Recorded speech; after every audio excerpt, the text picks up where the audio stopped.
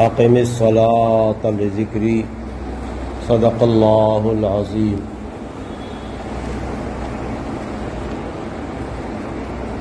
اللہ تعالی نے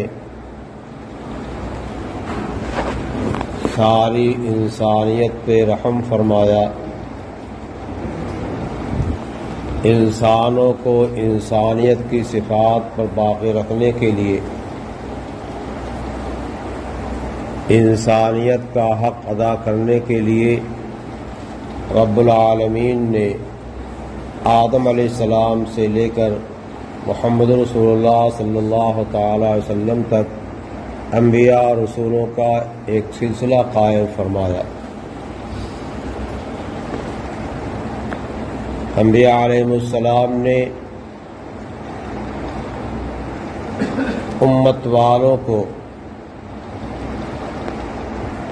ہر ایک کے اپنے انفس کو پہچانوایا، اپنے کو پہچانے گا تو اللہ تعالی کو پہچانے گا۔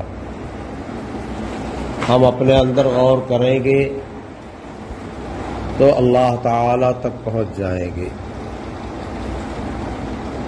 ہمارا یہ وجود، ہمارا ہاتھ، پیر، اعضاء و جوارح، اس کی حرکت، آنکھ کا دیکھنا، زبان کا بولنا، کان کا سننا، دماغ کا سوچنا، دل کا سمجھنا، یہ صفات کہاں سے آئی ہیں؟ جب اس پہ ہم غور کریں گے تو معلوم ہوگا کہ ان صفات کو پیدا کرنے والا، عطا کرنے والا کوئی ہے۔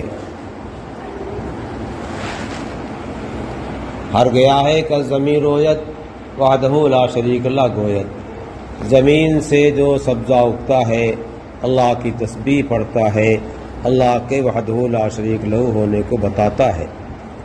اس سبزے کو پکڑیں گے، اس سے پوچھیں گے کہ تو کہاں سے پیدا ہوا، کہاں سے آیا، تو چلتے چلتے آگ، پانی، مٹی، ہوا، یہ وہ سب میں جب پہنچیں گے تو جس سے سبزہ اگا ہے، آگ کی یعنی سورج کی گرمی سے، مٹی سے، ہوا کی خاصیت سے، پانی سے، تو ان چیزوں کو یا عناصر اربعہ کہے جاتے ہیں۔ ان کو کس نے پیدا کیا؟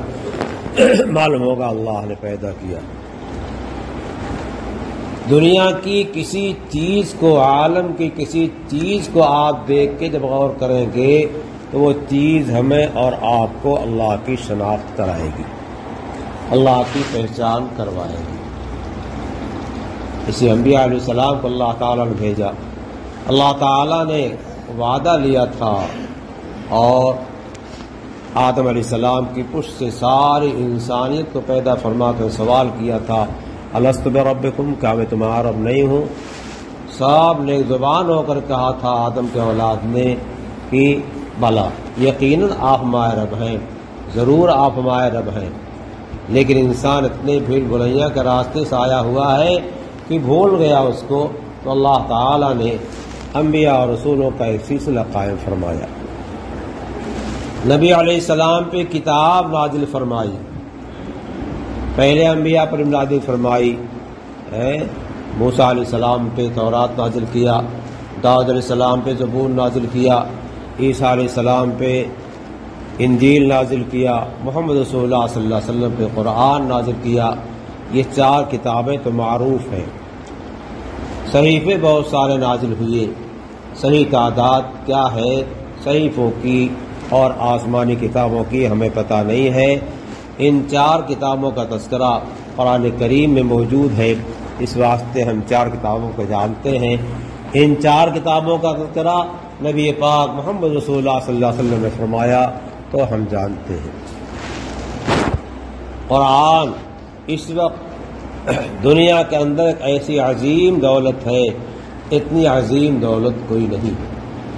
قرآن اللہ تعالی کا کلام ہے، اللہ کی ذات قدیم ہے، اللہ کی صفات قدیم ہے، تو قرآن بھی قدیم ہے، یعنی ہمیشہ سے ہے، ہمیشہ رہے گا۔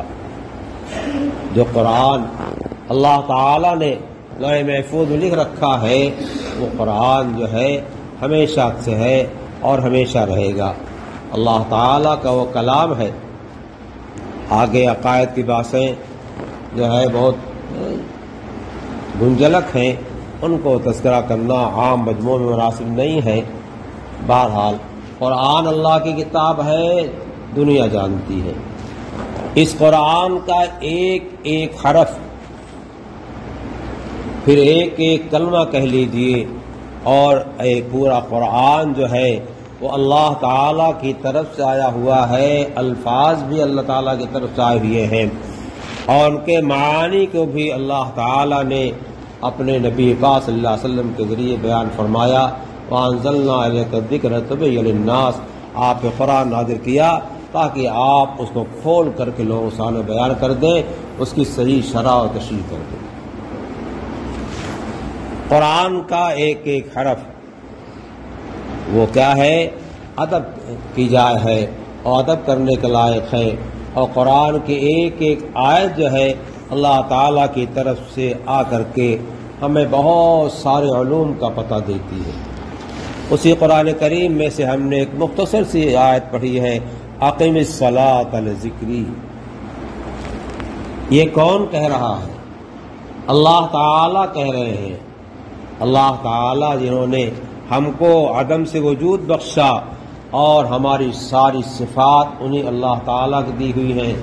ہمارے پاس جو دنیا میں دولت خزانہ ہے، آل اولاد ہے، سب اللہ تعالیٰ کا دیا ہوا ہے۔ اللہ تعالیٰ اولاد نہ دینا چاہے کوئی نہیں دے سکتا ہے۔ اللہ نے اعلان کیا، یہ لمن یشاء اناسا، جس کو خدا چاہتا بیٹیاں بیٹیاں دیتا ہے، وَيَا لمن یشاء الذکور، جسے چاہتا بیٹے ہی بیٹا دیتا ہے، اور یزوجہم ذکرانا واناسا، جسے خدا چاہتا بیٹے بیٹیاں دونوں دیتا ہے، وَيَجْعَلُ مَن یشاء عقیما، جسے چاہتا ہے بانجھ بنا دیتا ہے، اولاد کی صلاحیت رکھتا ہے۔ جتنی چیزیں ہیں سب اللہ کی دی ہوئی، ہماری اولاد اللہ کی دی ہوئی۔ کوئی چاہے کہ شادی کر کے اولاد حاصل کر لے، ایک شادی کر لے، دو کر لے، تین کر لے، چار کر لے، اللہ نہیں چاہے گا تو نہیں ہوگی۔ کتنوں نے ایک نکاح کیا اولاد ہے، دوسرا کیا اولاد نہیں ہوئی، تیسرا کیا اولاد نہیں ہوئی، اور کتنوں کو اولاد اتنی زیادہ مل رہی ہے کہ چاہتے کیا نام کی سلسلہ بند ہو جائے۔ اللہ جس کو دینا چاہتا ہے کوئی روک نہیں سکتا ہے، جسے نہ دینا چاہے کوئی دلا نہیں سکتا ہے۔ اس واسطے ہمارا اور آپ کا لگاؤ سیدھے اللہ تعالیٰ کی ذات والا صفات سے ہونا چاہیے، اور اسی سے اپنے حاجات مانگنا چاہیے۔ اللہ نے خود اعلان فرما دیا، ادعونی استجب لکم، مجھ سے مانگو میں دوں گا، دعا کرو میں قبول کروں گا۔ اللہ نے وعدہ کیا ہے، ہمیں مانگنے ڈھنگ ہی نہیں، ہم مانگتے نہیں، ہم تو ان سے دعا کے واسطے کہتے ہیں۔ ارے اپنی حاجت جتنی احاظاری سے ہم خدا کے سامنے بیان کر سکتے ہیں، دوسرا ہماری حاجت کو کیا سمجھے گا؟ اپنی حاجت کو ہم سمجھتے ہیں۔ اللہ تعالیٰ نے اسی کتاب الہی کے اندر جو ہے یہ آیت نازل فرمائی، اقم الصلاۃ لذکری، نماز کو قائم کرو، نماز کو قائم کرو۔ ہم کوئی کھمبا کھڑا کرتے ہیں تو چاہتے صاحب ایک دم سیدھو سیدھ رہے، ترچھا نہ ہو۔ گھروں کا پایا بناتے ہیں، ڈالتے ہیں، تو اس کو ناپتے ہیں، دیکھتے ہیں کہ صاحب سیدھا ہے کہ نہیں سیدھا ہے۔ ترچھا ہوا تو نقصان کر جائے گا، بنیاد کمزور ہو جائے گی۔ تو اللہ نے فرمایا اقم الصلاۃ ذکری، میرے یاد کے واسطے، مجھے یاد کرنے کے لیے کیا کرو؟ نماز کو صحیح کرو، نماز کو قائم کرو، اور قائم ایسی کرو کہ بالکل سیدھی رہے، بالکل صحیح رہے۔ نماز دین کا ستون ہے، جیسے کوئی ستون سیدھا کیا جاتا ہے اور اس کے واسطے سب سامان سیدھا کرنے کا مہیا کر کے اسے ناپا جاتا ہے، دیکھا جاتا ہے، غور کیا جاتا ہے۔ ماہر لوگ نگاہ سے دیکھ کے بتا دیتے ہیں کہ صاحب پایا ٹیڑھا ہے، ترچھا ہے۔ تو ویسی نماز پڑھو۔ ویسی نماز پڑھنے کے واسطے ہمیں سیکھنا پڑے گا، جنہوں نماز کا طریقہ جانتے ہیں۔ تو نماز اللہ تعالیٰ کا ذکر ہے، نماز اللہ تعالیٰ کی یاد ہے۔ اللہ ہمارا خالق و مولا ہے۔ اللہ نے ہمیں حکم دیا ہے، آقا کا ہر حکم سراخوں پر ہوتا ہے، سراخوں پر کہہ لینے سے کام نہیں چلتا ہے۔ کسی نے بلایا بڑے نے، جس کے ماتحتی ہم ہیں، تو گئے صاحب سرکار حاضر ہے، صرف سرکار حاضر ہے کہنے سے کام نہیں چلے گا، سرکار جو کام کرانا چاہتا اس کو کرنا پڑے گا، اور جس چیز کو کا حکم دیتا اسے کرنا پڑے گا، تب جو ہے اس کا فرما بردار آدمی سمجھا جائے گا اور اچھا آدمی سمجھا جائے گا۔ اور جی حضور جی سرکار کے سامنے کھڑا ہو جاتا ہے، کچھ کہتا نہیں ہے، تو پھر وہ پسندیدہ نہیں ہے۔ اللہ تعالیٰ کے ذکر کے واسطے نماز قائم کرنا چاہیے، اور نماز شروع سے لے کر کے آخر تک جو ہے سراپا ذکر ہے۔ نماز سے پہلے اذان دی جاتی ہے، اعلان کیا جاتا ہے، اس اعلان کے ذریعے سے نماز کے واسطے لوگوں کو بلایا جاتا ہے۔ یہ اذان بھی جی اللہ کا عطیہ ہے، اذان بھی اللہ تعالیٰ کا عطیہ ہے۔ پہلے نماز کے واسطے صحابہ کرام حضور پاک صلی اللہ علیہ وسلم کے پاس جا کر کے جمع ہو جاتے تھے، اور پھر حضور پاک صلی اللہ علیہ وسلم نکلتے تھے اور نماز پڑھاتے تھے۔ کوئی کسی وقت پہنچتا تھا، کوئی کسی وقت پہنچتا تھا، نماز کے اوقات کا صحیح جو ہے انداز نہیں چلتا تھا۔ حضرت عبداللہ بن زید ابن عبد ربہ رضی اللہ تعالیٰ عنہ صحابی ہیں، انہوں نے خواب دیکھا، اور حضرت جبرائیل علیہ السلام نے خواب میں ان کو اذان سکھائی، اقامت سکھائی۔ آپ حضور پاک صلی اللہ علیہ وسلم سے کہا میں نے یہ خواب دیکھا ہے، حضور صلی اللہ علیہ وسلم نے جو اس کی تصدیق کر دیا تو پھر کیا نام کی اس کا درجہ وحی الہی کا ہو گیا۔ آپ نے کہا کہ بلال کو سکھا دو، بتاتے جاؤ، وہ اذان کہتے جائیں، کیوں بلال کی آواز اچھی ہے، تیز ہے، اونچی ہے۔ اسی دن پہلے دن بلال مؤذن مقرر کیے گئے ہیں، پہلے دن بلال مؤذن مقرر کیے گئے ہیں، تو یہ اذان ادھر سے آئی ہے۔ تو اب اذان کے ذریعے سے اوقات کا علم ہو جاتا ہے، اذان کے ذریعے سے ہماری مسجد کے اندر نماز کا وقت ہو گیا ہے، اب یہاں جماعت ہوگی۔ وقت میں اللہ نے بہت وسعت رکھا ہے، ظہر کا وقت بہت لمبا ہے، عصر کا وقت بھی ہے، اور مغرب کا ہے، کچھ کم ہے، کسی میں کم کشادگی ہے، کسی میں زیادہ ہے۔ اب ان اوقات میں آپ اپنی ترتیب کے لحاظ سے جس وقت میں زیادہ لوگ جمع ہو سکتے ہوں اس وقت میں لوگوں کو جو ہے جمع کیا جائے، اذان دے دی جائے، آ جائیں۔ اتنا لمبا وقفہ جو دیا گیا اسی واسطے دیا گیا ہے کہ اس وقفے کے اندر آپ نماز پڑھ لیں گے تو آپ نماز کے ادا کرنے والے سمجھے جائیں گے، اور اس وقت سے کیا کر نکال دیں گے تو پھر نماز پڑھتے رہیں۔ جو مقام اور درجہ جو ہے وقت پر کام کرنے کا ہے، بے وقت کام کرنے کا نہیں ہوا کرتا، اس واسطے اذان رکھی گئی ہے۔ اور مثلا ایک قصبہ ہے، ایک شہر ہے، وہاں مختلف ایک دکان پہ کئی بھائی رہتے ہیں، اگر نماز کے اوقات کئی جگہ میں تھوڑا 10 منٹ 5 آگے پیچھے رکھا جاتا ہے تو دکان سنبھلتی ہے، اور تین بھائی مثلا ہیں تو تینوں جماعت کے ساتھ نماز پڑھ لیتے ہیں۔ جماعت کے ساتھ نماز پڑھنے کا ثواب کیا ہے؟ حدیث پاک میں آتا ہے ایک نماز کا ثواب جماعت کے ساتھ پڑھنے سے کیا ہوتا ہے؟ 27 گنا بڑھ جاتا ہے، بعض روایتوں میں 25 گنا کا تذکرہ آتا ہے۔ جیسا جس کا اخلاص ہوگا، جیسا لگاؤ اللہ تعالیٰ کے ساتھ ہوگا، اللہ تعالیٰ ویسا ثواب عطا فرمائیں گے۔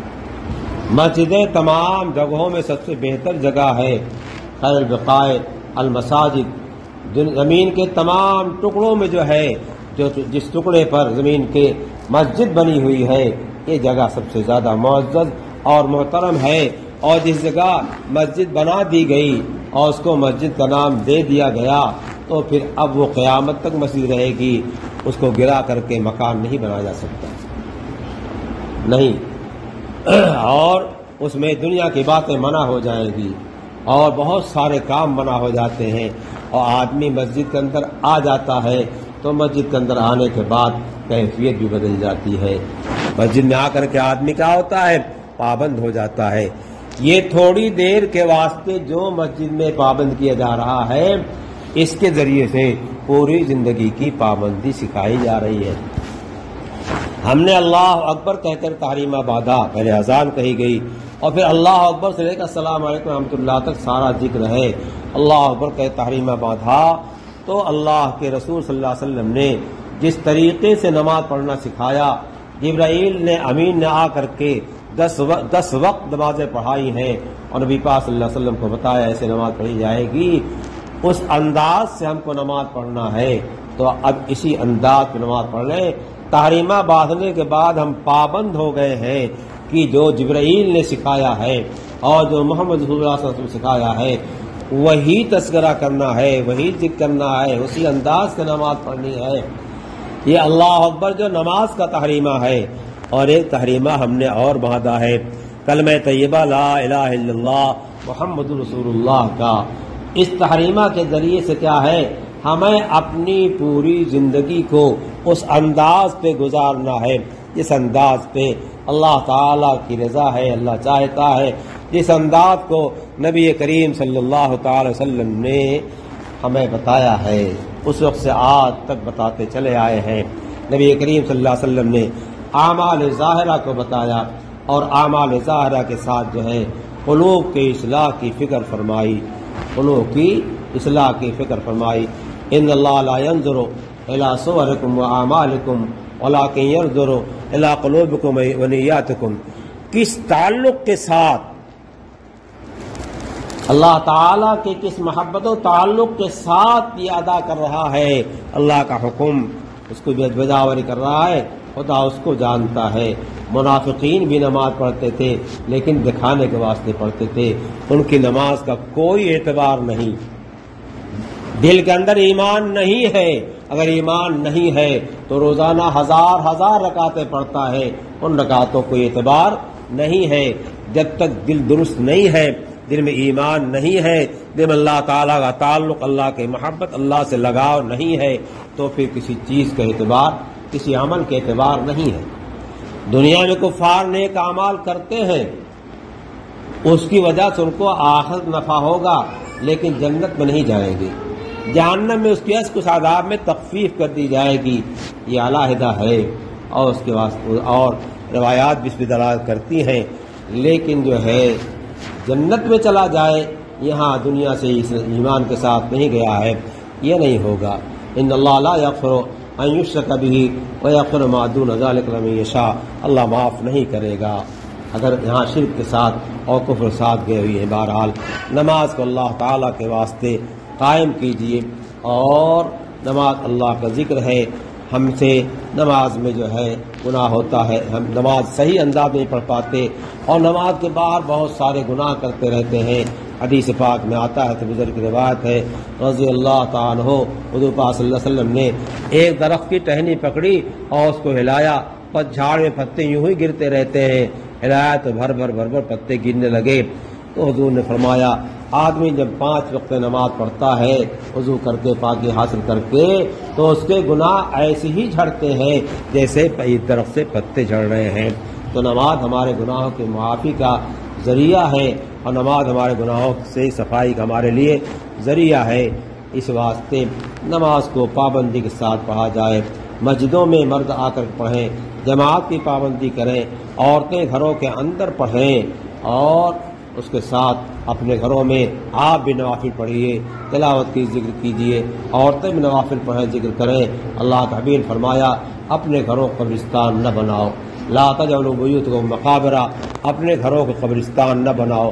قبرستان کا کیا حال ہے خدا معلوم، یہ شہر خاموشاں کیسی بستی ہے، زمین آباد ہو جاتی ہے، ویرانی نہیں جاتی۔ قبرستان میں کتنے مردے دفن ہو گئے، اور کیا نام کی ویرانہ کی ویرانہ، اور یہاں لوگ آباد ہوتے مکان بناتے ہیں تو جنگل بھی کیا ہو جاتا ہے، آبادی بن جاتا ہے۔ تو اپنے گھروں کو اللہ کے ذکر سے، اللہ کی یاد سے آباد کیجیے، اپنے اوقات کو اللہ کی یاد سے آباد کیجیے، اور ہر وقت میں اس بات کا انتظار رہنا چاہیے اللہ تعالی ہمیں دیکھ رہا ہے، تو آنکھ کی حرکت صحیح ہوگی، زبان صحیح چلے گی، اعضاء و جوارح صحیح کریں گے، ہماری ہر چال ڈھال صحیح ہوگی، ہمارے دل کے اندر اللہ ہوگا اور ہمارے ذہن میں اللہ کا استحضار ہوگا، تو گناہ نہیں ہوگا، اور جب گناہ ہوگا تو جلدی سے استغفار کر لیں گے۔